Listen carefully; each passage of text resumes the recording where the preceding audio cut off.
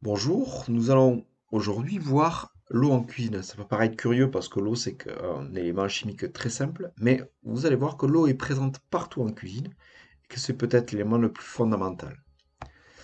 Je vous rappelle que nous avons vu déjà les lipides, notamment avec toutes les émulsions que nous avons vues, les sauces émulsionnées froides, chaudes, mayonnaise notamment, ou alors même dans les zones, dans la sauce hollandaise que nous avons vu ensemble. Nous avons vu les protéines, notamment les protéines du blanc d'œuf, du jaune d'œuf, qui ont des caractéristiques très intéressantes pour un cuisinier. Nous avons vu aussi les glucides, que ce soit les glucides simples ou les glucides complexes.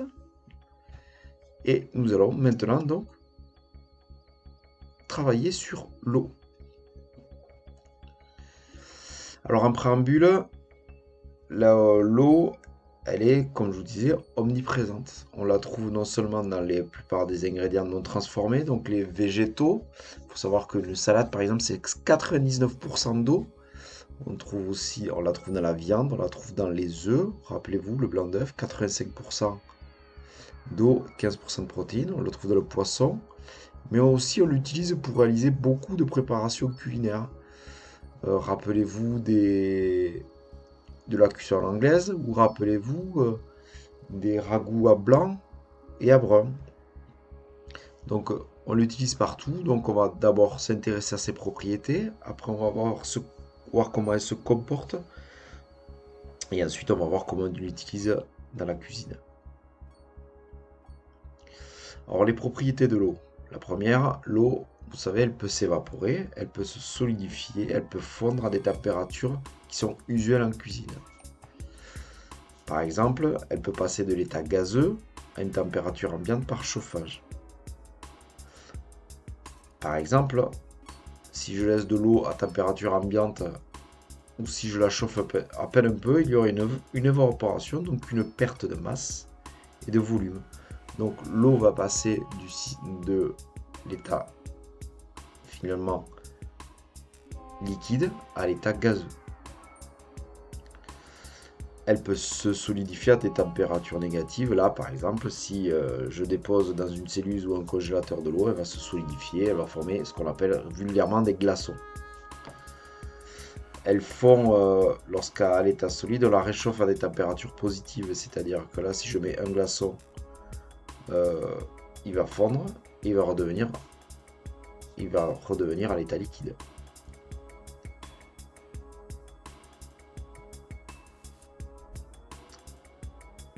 Ensuite, elle se liquéfie lorsqu'elle est refroidie et lorsqu'elle se trouve à l'état gazeux. Par exemple, si vous faites l'expérience de déposer une plaque sèche en cellule négative, si je la ressors et que je la pose sur le plan de travail, l'eau contenue dans l'air, l'humidité contenue dans l'air, va entrer en contact avec la plaque et va se liquéfier en formant des petites gouttes au contact de la plaque.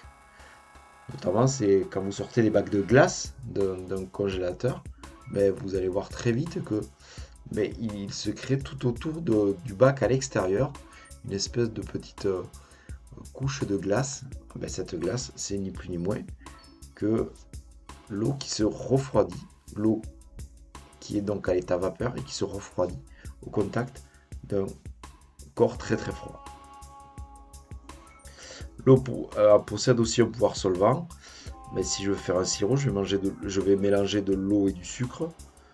Le sucre va se dissoudre et donc c'est l'eau qui va agir comme un solvant. On peut donner à peu près la même chose aussi pour une solution, une saumure, c'est-à-dire faire dissoudre du sel. Donc le sel va être dissous dans l'eau, donc on peut dire que l'eau est un solvant. Alors ce qui est très important, l'eau c'est un composé chimique qui est constitué d'hydrogène et d'oxygène, donc H2O. L'eau de consommation courante, celle que l'on consomme, que ce soit en eau de source, en eau de consommation courante au robinet, elle n'est pas pure. Elle contient toujours des sels minéraux. Alors souvent on trouve du sodium, un peu salé. C'est le cas d'eau gazeuse type Vichy Saint-Dior ou Salvetat. Vous voyez, elle a un petit goût salé. On peut trouver du magnésium. Ça dans des eaux des eaux comme les eaux épars par exemple, peuvent contenir du calcium, elles peuvent contenir du chlorure. Et plus leur présence est importante, plus l'eau est qualifiée de dure. Et la dureté de l'eau peut avoir une influence sur la cuisson de certains légumes et notamment de certaines légumineuses telles que les lentilles ou les haricots. On l'avait vu assez furtivement dans le cours sur la cuisson des féculents et vous le verrez un peu plus en détail dans les années qui suivent. Mais gardez ça en tête, plus l'eau que l'on utilise a une certaine teneur en sels minéraux qui va jouer un rôle dans la cuisson notamment à l'anglaise de certains légumes. Donc la plupart des aliments contiennent de l'eau, entre 80 et 95% pour les fruits et légumes, 65% pour les viandes, les poissons et les œufs. On pourrait rajouter les œufs. Alors quels sont les changements de l'état de l'eau? Le premier changement qu'on va parler, on appelle ça la fusion. Donc lorsqu'on chauffe un glaçon, il se transforme en eau liquide. Ce changement donc s'appelle la fusion. Tous ces mots qui sont écrits en rouge, je vous demande de les récupérer et de les noter sur votre petit carnet répertoire parce que c'est des mots qui sont importants.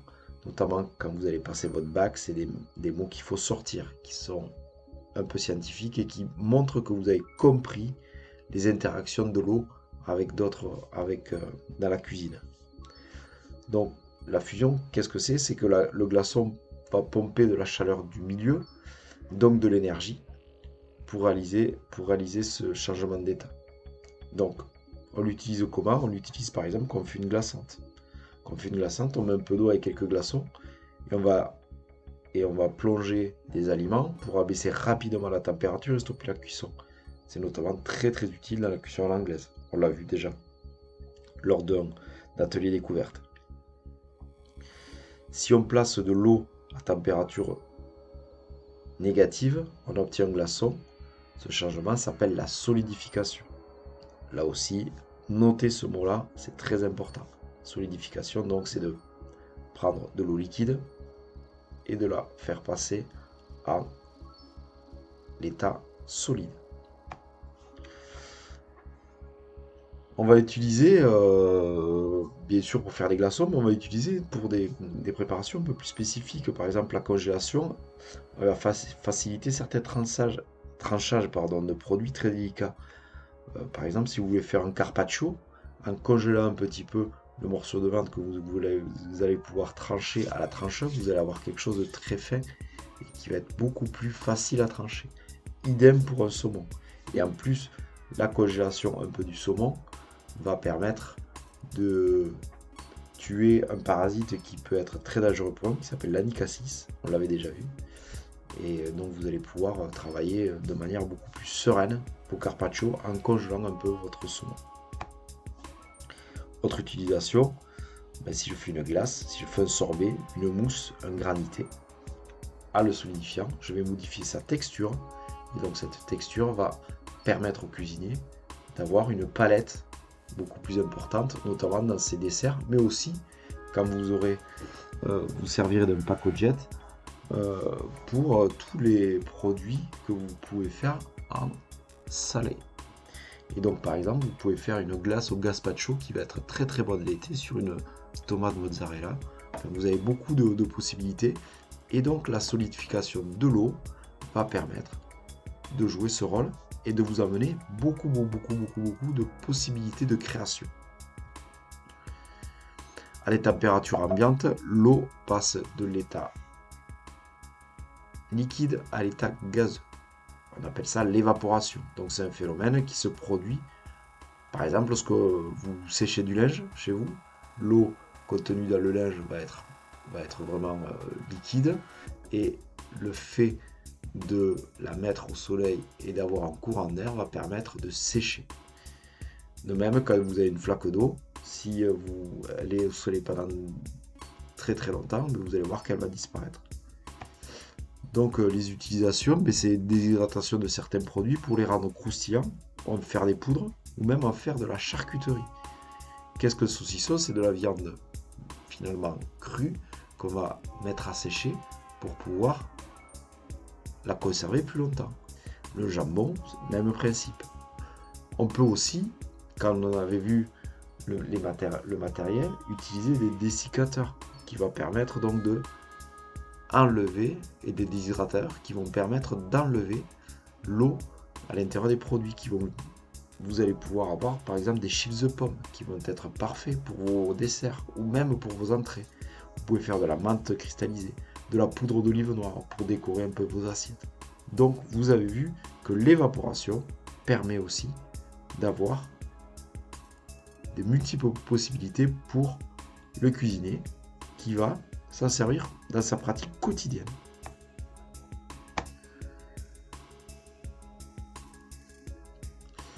Ensuite, lorsqu'on chauffe de l'eau, alors on a beaucoup d'exemples là-dessus, on va observer des bulles qui vont éclater à la surface de la vapeur. Ça, on dit que c'est l'ébullition. Et l'ébullition et l'évaporation sont des vaporisations. Attention, il y a une petite nuance qu'il faut bien intégrer. Donc, l'ébullition plus évaporation égale vaporisation. On va passer directement de l'état liquide à l'état gazeux. On va l'utiliser en cuisine comment?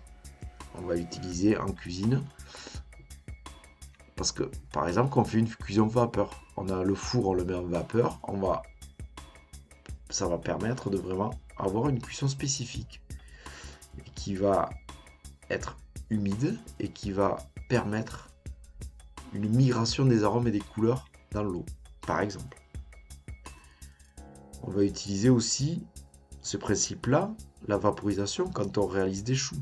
Quand on fait une pâte à choux, qu'est-ce qui fait gonfler les choux? C'est la vaporisation de l'eau qui va permettre donc d'avoir ce volume, comme on l'a vu, qui va être très important pour un chou. La génoise, même principe. La génoise, quand vous la mettez en cuisson, vous avez la vaporisation de l'eau qui va participer au développement de l'appareil et du biscuit, qui va le rendre moelleux et qui va le rendre très très bon. Donc la vaporisation est très importante, notamment en pâtisserie.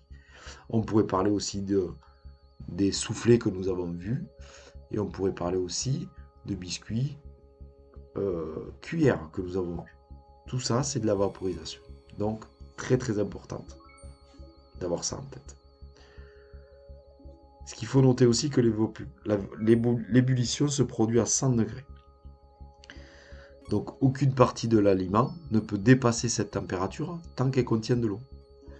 Donc, toute l'énergie apportée par la cuisson est alors captée par la vaporisation de l'eau. Donc, pour dépasser les 100 degrés, il faut donc attendre le dessèchement de l'ingrédient.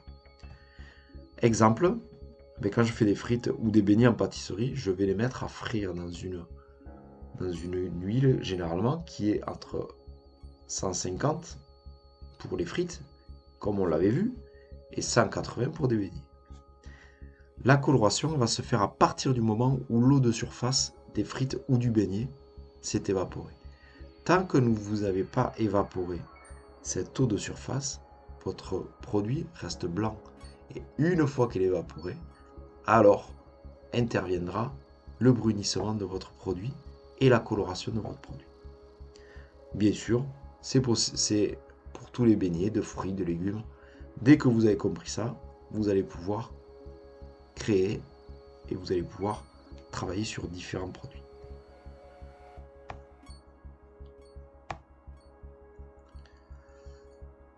Ensuite, nous avons, lorsqu'on refroidit de la vapeur d'eau, elle devient liquide, c'est la liquéfaction ou la condensation.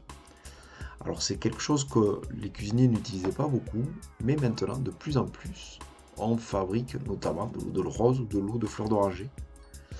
Moi par exemple, j'utilisais beaucoup de fleurs d'oranger quand j'étais chef, et j'avais un petit matériel qui me permettait d'avoir des hydrolats qui étaient obtenus par condensation de ces vapeurs après distillation de pétales de fleurs de irradiées quand je faisais les fleurs d'oranger. Alors j'avoue ne pas avoir fait de l'eau de rose, mais il y a beaucoup de cuisiniers maintenant qui produisent eux-mêmes des hydrolysats avec du matériel un peu plus compliqué presque du matériel de chimiste, même complètement du matériel de chimiste, et on obtient des solutions très particulières qui vont donner beaucoup de plats à des produits, qui vont amener vraiment des choses très intéressantes. On est au début de ce qui se passe là, et si vous vous intéressez et que vous voulez aller un peu plus loin dans cette démarche, il faut suivre un cuisinier qui s'appelle Guillaume Sanchez et qui utilise beaucoup ce principe-là dans son restauration, dans son restaurant gastronomique qui s'appelle Nesso à Paris.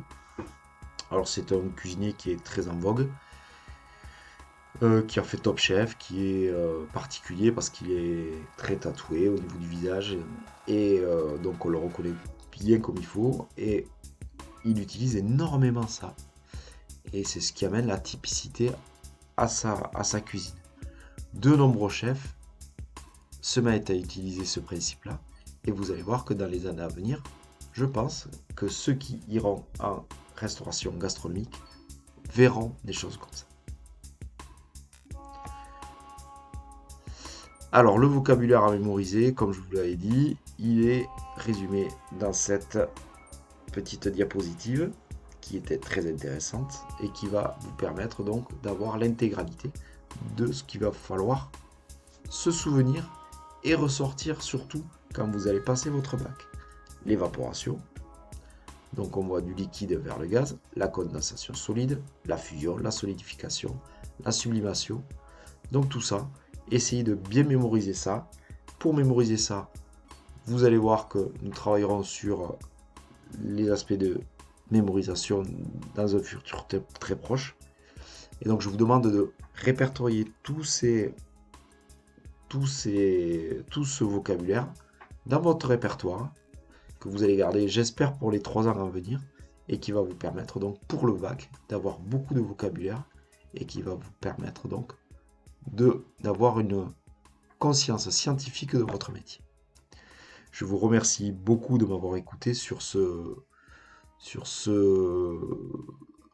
cours-là, qui est assez rapide, et je vais vous demander ensuite un petit travail. Merci de m'avoir écouté.